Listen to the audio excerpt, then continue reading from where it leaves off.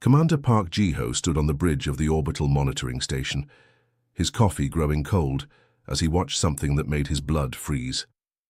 Through the massive view screen, dark shapes were dropping out of hyperspace around the peaceful world of Kepler 442b. Not ships as humans knew them, but living creatures the size of skyscrapers, their chitinous hulls pulsing with bioluminescent veins. "Sir, we're detecting massive biosignatures," reported sensor operator Kim Soo-young, her voice tight with fear. "These aren't mechanical vessels. They're alive." The insectoid hive fleet moved with predatory grace, their wing-like appendages folding as they entered the planet's atmosphere. Each bioship resembled a gigantic beetle crossed with a manta ray, their undersides glowing with digestive acids that could dissolve entire city blocks. Park had read the classified reports about these creatures, the Devourers, as refugees, called them.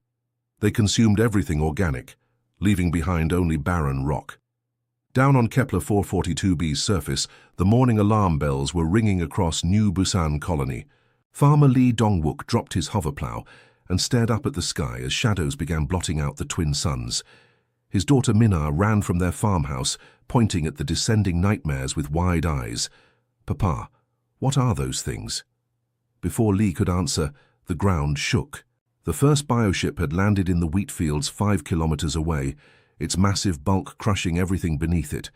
Acid began spraying from its feeding tendrils, dissolving crops, soil, and anything else in its path. Back on the monitoring station, Commander Park Ji-ho grabbed his communications headset. "Lee Soo-jin, open an emergency channel to Galactic Council Headquarters, Priority Alpha." Communications Officer Lee Soo-jin's fingers flew across her console. "Channel open, sir. All frequencies broadcasting." Park took a deep breath and began the transmission that would decide the fate of 50,000 innocent people. "This is Commander Park Ji-ho of the Kepler 442b monitoring station. We have a code-red emergency. The Devourer Hive fleet has reached our system. Repeat, the Devourers are here. We have civilians on the surface, families, children, elderly. They have no military defenses. We need immediate evacuation assistance or military intervention." The signal raced across space at faster-than-light speeds, carrying with it desperate footage of the unfolding catastrophe. Children screaming as their school building dissolved under acid spray. Elderly people being helped into underground bunkers that wouldn't hold for long. Farmers like Lee Dong-wook carrying their families toward the evacuation shuttles that could never hold everyone. 3 hours later, in the Grand Chamber of the Galactic Council on Nexus Prime, representatives from 47 different species gathered around the holographic display showing the attack on Kepler 442b. The footage was horrifying. Bioships the size of mountains methodically consuming everything in sight, their feeding tubes extending like massive straws to drain the life from entire forests. Ambassador Velkai of the Velthari Confederation examined the tactical data with her 4 compound eyes. "The colony is 847 light-years from our nearest fleet position. Deployment would take 18 days. "And the cost?" asked Chancellor Theron, his crystalline form flickering with nervous energy. "Approximately 40 million credits, plus potential ship losses." The Corvani representative, a hulking reptilian creature named General Score, dismissed the request with a wave of his clawed hand. "Kepler 442b produces grain and livestock.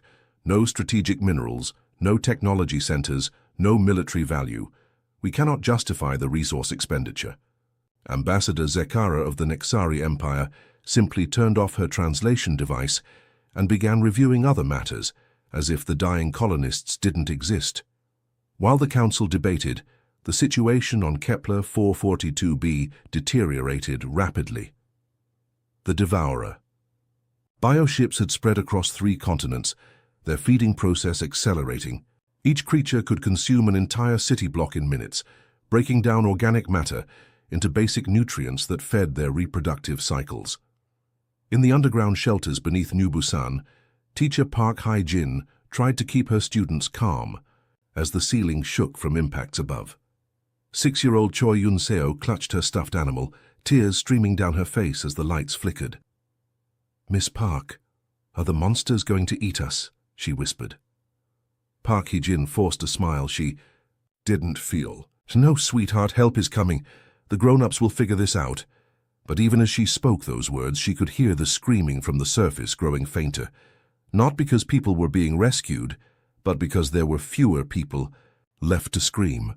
Commander Park Ji-ho sent transmission after transmission, each one more desperate than the last. Hour by hour, he watched the bioships systematically strip his world bare.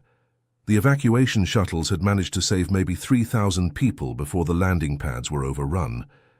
As the 17th hour passed, the final transmission from Kepler 442b's surface cut to static. In the council chambers, delegates were still arguing about jurisdiction and budgets while an entire civilization died. The galaxy had turned its back on 50,000 innocent souls, leaving them to face the darkness alone.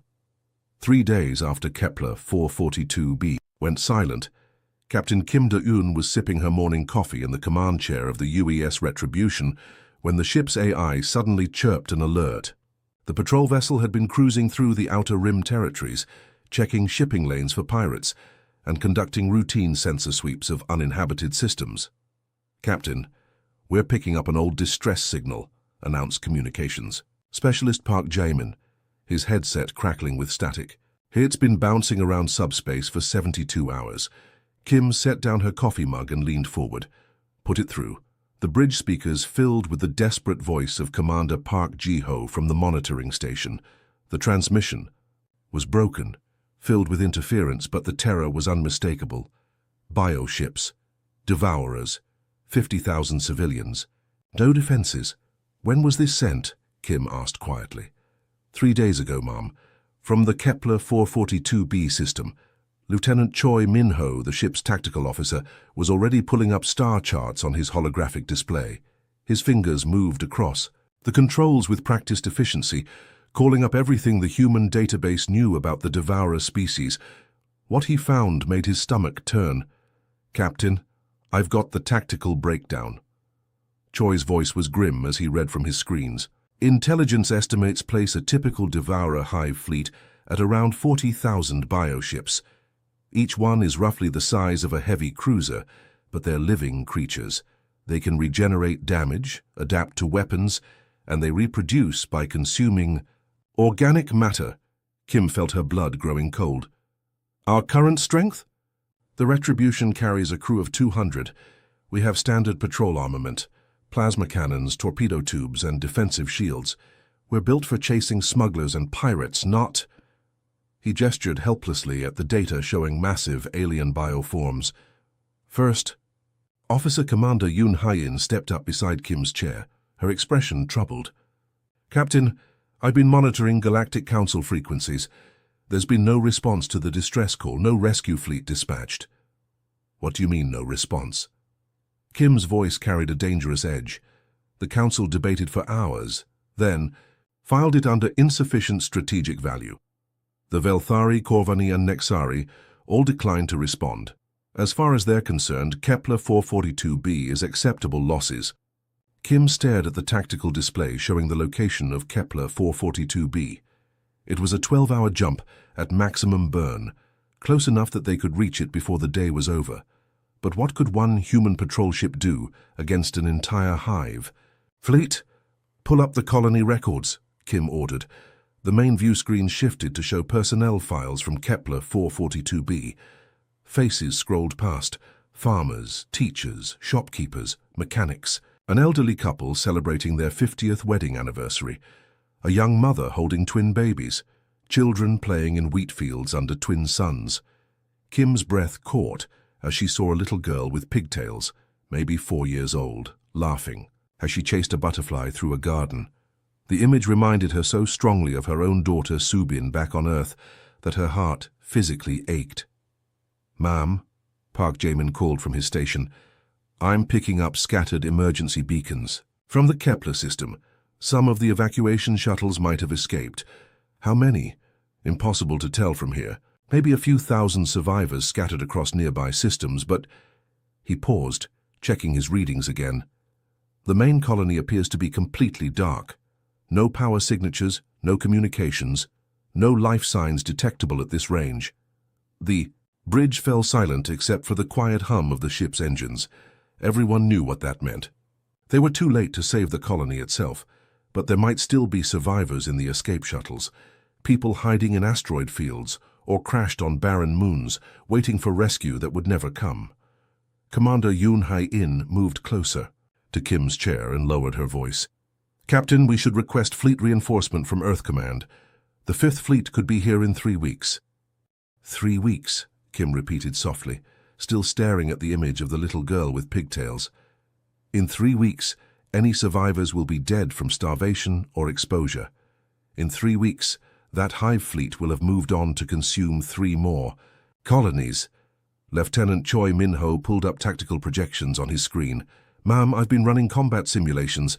Against 40,000 bioships, our survival probability is—" He paused, double-checking his calculations. "Essentially 0. We'd need at least a full battle group to have any hope of engaging a fleet that size." Kim stood up from her command chair and walked to the main view screen. She placed her palm against the cold metal, thinking of her daughter Subin's last message before this patrol. "Mommy, bring me back something pretty from space," she thought. Of the little girl in the colony records who would never chase another butterfly. She thought of the teachers trying to comfort terrified children in underground bunkers. She thought of parents holding their babies close as the world burned. Above them, navigation, plot a course for Kepler 442b. Engineering, prepare for maximum burn. "Captain," Yoon Hae-in protested, "we should wait for proper support. This is suicide." Kim turned to face her crew, and they saw something in her eyes that made them straighten to attention. It was the look that had made humanity feared across the galaxy, not cruelty or malice, but absolute, uncompromising determination in the face of impossible odds. "No," she said, her voice carrying the weight of steel. "We go now." The UES Retribution's hyperspace engines wound down with a mechanical whine as the ship dropped back into normal space at the edge of the Kepler 442b system. Captain Kim Da-eun gripped her command chair as the main view screen flickered to life, expecting to see the familiar blue-green marble she'd studied in the colony files. Instead, she found herself staring at a dead world. Where Kepler 442b had once been a verdant paradise of rolling wheat fields and crystal-clear lakes, now only a brown, scarred husk remained. The planet's surface looked like it had been scraped clean with a massive knife, leaving behind nothing but bare rock and poisoned soil. The twin suns that had once nourished abundant life now shone down on a wasteland. "Dear God," whispered Navigator Lee Sung-min from his station. "What did they do to it?" Science Officer Dr. Han Yu-jin was hunched over her sensor console, her face pale as readings flooded her screens. She ran the atmospheric analysis 3 times before she trusted the results. "Captain, the entire biosphere has been stripped away. The oceans have been drained to less than 10% of their original volume. Oxygen levels are dropping rapidly." Kim's jaw tightened as she processed what that meant. "Life signs?" Dr. Han's fingers trembled as she adjusted her sensors, scanning deeper into the planet's crust, hoping against hope to find some pocket of survivors in the underground shelters. She checked the readings twice, then a 3rd time, before finally looking up with tears in her eyes. "None detected on the surface, Captain. The underground facilities show no power signatures, no heat sources, no movement.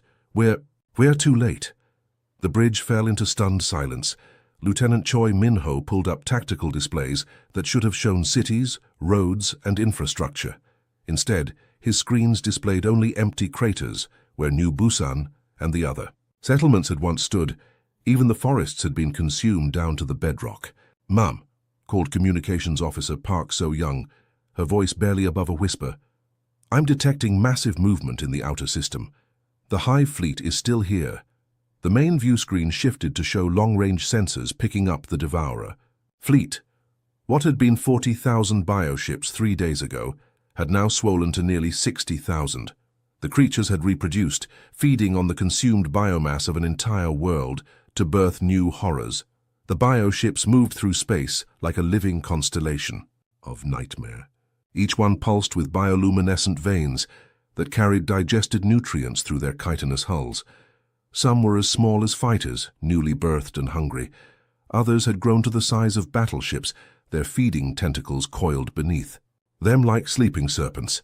But at the center of the swarm floated something that made even seasoned spacers feel sick with dread.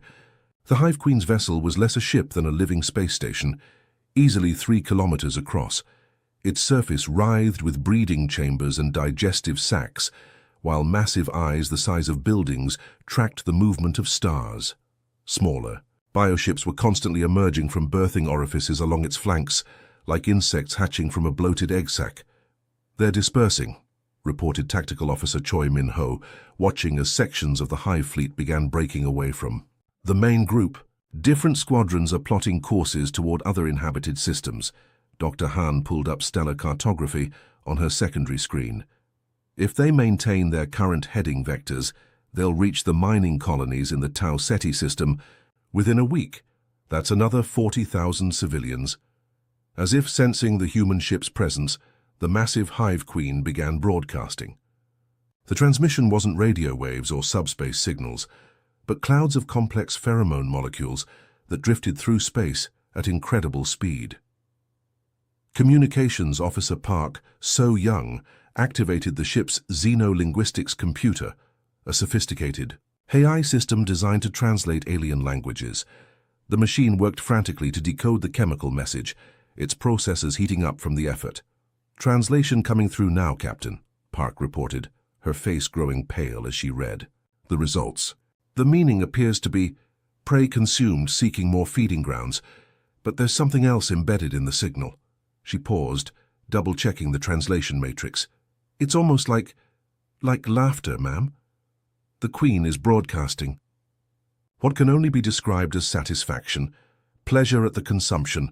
The implications hit the bridge crew like a physical blow. These weren't mindless animals driven by instinct. The devourers took joy in their destruction, savoring the terror and helplessness of their victims. Captain Kim stared at the orbital scans flooding her tactical displays. Where the city of New Busan had stood, where children had played in gardens and farmers had tended their crops, there was now only a perfectly circular crater filled with acidic sludge. The entire population had been dissolved into base proteins to feed the hive's reproduction cycle. Engineer Chief Warrant Officer Kim Tae-hyun spoke up from his station, his voice shaking with barely controlled rage. "Captain, I'm detecting metallic debris in low orbit. Looks like the remains of evacuation. Shuttles." The implication was clear. Even those who had tried to escape had been hunted down and consumed. Families who had made it off the surface thinking they were safe had been caught by the bioship's pursuit craft and torn apart in the vacuum of space. Dr. Han's sensors picked up one final horrifying detail. "Ma'am, I'm reading organic compounds in the planet's atmosphere. Complex proteins, DNA fragments. They're the molecular remains of every living thing that used to call this world home." The air itself had become a memorial to 50,000 murdered souls, their bodies broken down into component molecules and scattered to the winds of a dead world. The Hive Queen's vessel pulsed brighter, as if responding to the human ship's presence. More bioships began turning toward the retribution, their predatory instincts awakening at the scent of fresh prey. Captain Kim Da-eun stared at the remains of Kepler 442b for a long moment, her hands clenched so tightly around her command chair that her knuckles turned white. The bridge crew watched her in tense silence, waiting for orders that would either send them home to report this tragedy or into the jaws of certain death. Instead of giving the retreat order that military protocol demanded, Kim reached for a secured panel on her command console, her thumb pressed against a biometric scanner that hadn't been activated in over 30 years. The scanner beeped, and a red light began flashing as the ship's computer accessed files marked with humanity's highest classification level. "Ma'am," First Officer Commander Yoon Ha-in said nervously, "that's Protocol 7. We haven't used that since the Centauri War." Kim's voice was deadly quiet as she spoke. "The Centauri War was the last time someone tried to exterminate human civilians. Today, they did it again." She opened a communications channel that broadcast on every frequency known to galactic civilization. Her words would reach not just the Hive fleet, but every listening post, every ship, every colony within 50 light years. When Kim spoke, her voice carried the cold fury that had once made entire alien armadas flee from human space. This is Captain Kim Da-yoon of the United Earth Ship Retribution. The colony world of Kepler 442b was populated by human settlers and placed under the protection of Earth. Its destruction constitutes an act of war against Earth and all her territories. To the Devourer Hive fleet, you have awakened something that should have remained sleeping. The transmission ended, and Kim turned to face her crew. These weren't elite soldiers or battle-hardened Marines. They were patrol officers, engineers, scientists, people who had signed up to chase smugglers and map-star systems, not fight impossible battles against nightmarish aliens. "I won't lie to you," she said, her voice carrying to every corner of the bridge. "We're outnumbered 300 to 1. Our ship wasn't built for this kind of fight. If we engage, none of us are going home." She paused, looking each crew member in the "Say, but down there 50,000 people, men, women, children, were murdered while the galaxy watched and did nothing. They died alone, terrified, with no one coming to help them. I can't bring them back, but I can make sure their killers pay a price." Kim's voice grew stronger. "Who's with me?" Without hesitation, every single hand on the bridge rose into the air. Communications Officer Park So-young was first, followed immediately by Lieutenant Choi Min-ho. Dr. Han Yu-jin raised her hand with tears streaming down her face. Even young navigator Lee Sung-min, barely 22 years old, raised his hand. "Hi. All hands, this is the captain," Kim announced over the ship's intercom system. "We're about to engage a superior enemy force. Anyone who wants to reach the escape pods, do it now. No questions asked, no shame in survival." The response came back from every department: engine room, weapons bay, life support, medical. Not a single person left their post. Chief Engineer Young Woo-sung's voice crackled over the comm from the engine room. "Captain, I've been thinking about how to hurt these things. Their bioships regenerate from conventional weapons, but they can't regenerate from nothing. I can rig the antimatter containment to create a controlled explosion, turn our whole ship into a bomb. That's suicide, Chief." "Yes, ma'am, it is. But I can take a whole cluster of those things with me. Maybe 6 or 7 ships if I get close." "Enough." Kim closed her eyes, feeling the weight of command like never before. "Negative, Chief. We'll find another way." But Young's idea had sparked something in the tactical systems. Lieutenant Choi Min-ho was running calculations on his screen, his fingers flying across the holographic controls. "Captain, what if we don't fuse the whole ship? Our shuttlecraft have smaller antimatter cores. We could program them for remote piloting, send them in as guided missiles." The plan took shape quickly. The Retribution carried 6 shuttlecraft, each with its own tiny antimatter power source. Normally, these were used for short-range transport and cargo hauling, but with their safety systems removed and their containment fields destabilized, they could become devastating weapons. "I volunteer to pilot the first one manually," announced fighter pilot Lieutenant Nam Ye-jin from the hangar bay. "Remote control might get jammed, but a human pilot can adapt." "Absolutely not," Kim replied. "We're not sacrificing crew for—" "With respect, Captain," Nam interrupted. "We're all going to die anyway. Let me make it count." The first attack run began 20 minutes later. The Hive fleet had detected the human ship and was moving to surround. 8,000 of bioships converging like a living net. The smaller craft moved with predatory grace, their feeding tentacles extended and ready to pierce the Retribution's hull. Jung Woo-sung had rigged the first shuttle's antimatter core to detonate on impact. As Lieutenant Nam Ye-jin piloted the small craft toward a cluster of Hive vessels, she transmitted back to the ship. "Tell my parents I'm proud to be human," she said simply. The explosion lit up space like a newborn star. When the light faded, 6 bioships had been completely vaporized, their organic hulls unable to regenerate from total atomic disruption. The Hive fleet recoiled in confusion. They had never encountered prey that fought back with such devastating effectiveness, but the victory came at a cost. Nam Ye-jin was gone, along with the shuttle she had piloted into glory. The pattern repeated throughout the next 4 hours. Chief Engineer Jung Woo-sung took the second shuttle, ramming it into a bioship the size of a battleship and cracking its massive carapace in half. Medical Officer Dr. Park Min-seo volunteered for the third run, targeting a cluster of newly spawned fighters. Each suicide attack took out multiple Hive ships, but the math was still impossible. For every human life spent, dozens of bioships, died, but there were always more emerging from the Queen's birthing chambers. As the battle raged, Kim's crew fought with the desperate fury that had made humanity legendary across the galaxy. They weren't the strongest species, or the smartest or the most advanced, but when their backs were to the wall, when everything they cared about was threatened, humans became something that made the universe itself take notice. The Hive Queen's massive vessel pulsed with growing agitation as its fleet took unprecedented losses from a single small ship. 18 hours after the battle began, the UES Retribution was barely recognizable as a starship. Her hull was cracked and bleeding atmosphere. Her engines were dead, and fires burned in 3 different sections. But around her drifted the shattered remains of over 15,000 Hive bioships, a graveyard of alien flesh and chitin that stretched for thousands of kilometers. Captain Kim Da-yoon sat in her command chair, blood trickling from a gash on her forehead. Of her original crew of 200, only 37 were still alive. Lieutenant Choi Min-ho was slumped over his tactical console, unconscious but breathing.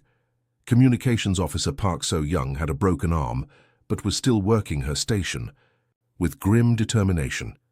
The massive Hive Queen's vessel hung in the distance, its bioluminescent surface dim and scarred. The creature was wounded, perhaps for the first time in its existence, and its remaining fleet was pulling back in confusion. They had never encountered prey that fought back with such devastating effectiveness. Kim activated the ship's emergency transmitter, knowing this would be her final message. Her voice was hoarse from smoke inhalation, but her words carried across the galaxy with absolute clarity. "This is Captain Kim Da-eun of the United Earth ship Retribution, calling the Galactic Council. We have engaged the Devourer Hive fleet at Kepler 442b. My ship is dying, my crew is dying, but we've shown these monsters what happens when you murder human civilians." She paused, looking at the tactical display showing the incredible carnage they had inflicted. One small patrol ship had destroyed a quarter of the entire Hive fleet through pure human determination and tactical suicide attacks. Earth's battle. Fleet is en route. Humanity formally declares the Hive species an extinction-level threat. Every last one of them will be eliminated.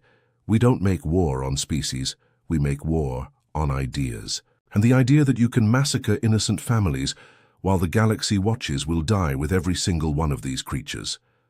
The transmission cut to static as the Retribution's power finally failed. In the darkness of her dying ship, Kim thought of her daughter back on Earth and smiled. Zubin would grow up in a galaxy where monsters feared to touch human worlds. 3 weeks later, the human battle fleet arrived at Kepler 442b like an avenging storm. Admiral Song Jae-wook commanded the largest task force humanity had assembled since the Centauri War. 400 warships, including the massive dreadnought UES Vengeance, whose guns could crack moons in half. But the humans didn't just come to fight. They came with xenobiologists, quantum physicists, and forensic specialists. While the fleet engaged the surviving Hive ships, science teams worked frantically to analyze the alien DNA scattered throughout the system. Dr. Kim Hyo-jung, humanity's leading expert on alien genetics, made a discovery that changed everything. "Admiral, I've isolated the Hive species' quantum genetic markers. Every bioship, every creature, every egg, they all share the same base DNA sequence. It's like a universal identifier." Admiral Song studied the data with cold eyes. "Can we track it?" "Yes, sir. Using quantum resonance scanning, we can follow these genetic markers across the entire galaxy. Find every hive world, every breeding ground, every single organism." The hunt began immediately.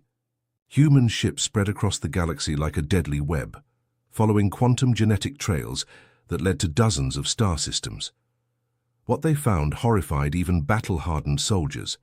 The Devourers had consumed 17 different civilizations over the past century, worlds that had simply vanished from galactic communications, their disappearances explained away as equipment failures or voluntary isolation.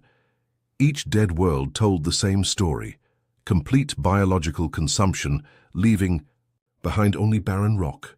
The Hive homeworld was discovered in the Void Nebula, a dark region of space that most species avoided. It was a nightmare planet 3 times the size of Earth. its surface covered in writhing birthing pools and feeding chambers. Billions of bioships moved through its atmosphere like flying insects, while the ocean itself was a living soup of genetic material. Admiral Song personally led the final assault. The human fleet surrounded the hive world with a ring of antimatter mines, each one powerful enough to sterilize a continent. Then they began the systematic destruction of every living thing on the planet's surface. "Fire all weapons," Song commanded from the bridge of the Vengeance. "Leave nothing alive." The bombardment lasted for 6 hours. Plasma cannons boiled away the oceans. Antimatter warheads cracked the planet's crust. Quantum disruptors unraveled. The very DNA of the hive creatures, preventing any possibility of regeneration or evolution. When it was over, the hive homeworld was nothing but molten slag drifting through space. Not a single organic molecule remained intact, but the humans didn't stop there. Using the quantum genetic data, they tracked down every hive outpost, every breeding colony, every single bioship that had scattered across the galaxy. The campaign took 2 years and involved every human military unit, but the result was absolute: the complete extinction of the devourer species. In the Galactic Council chambers on Nexus Prime, representatives from 47 different species gathered to discuss what they had witnessed. The holographic displays showed the methodical annihilation of an entire species, something that had never happened in recorded galactic history. Ambassador Velkai of the Velthari spoke first, her 4 eyes wide with shock. They didn't just defeat the hive fleet, they hunted down every single organism across thousands of star systems. This level of thoroughness is unprecedented. Chancellor Theron's crystalline form flickered nervously. The humans claimed it was proportional response to the murder of civilians, but this was complete genocide. The Corvani representative, General Score, was unusually quiet. His species prided itself on military prowess, but what humanity had accomplished went beyond warfare. It was the systematic elimination of an entire form of life from the universe. They didn't do this in anger, observed Ambassador Zekara of the Nexari Empire. The humans were methodical, precise, scientific. They turned extinction into an exact science. A new hologram appeared. In the chamber, Admiral Song Jae-wook broadcasting from Earth. His message was simple and terrifying in its calm delivery. To all species of the Galactic Council, the Devourer hive has been eliminated. Every biological trace of their existence has been removed from the universe. Let this serve as a reminder that human civilians are under Earth's protection. The next species that harms our people will receive the same treatment. The transmission ended, leaving the Council in stunned silence. They had witnessed something that chilled them to their cause, what humans called justice, but what looked like the methodical application of extinction as a policy tool. In hushed whispers, the representatives began to understand a fundamental truth about humanity that they had missed during decades of peaceful coexistence. Humans were capable of kindness, diplomacy, and friendship. But when their families were threatened, when their children were murdered, when their innocents were consumed by monsters, humanity became something that made the universe itself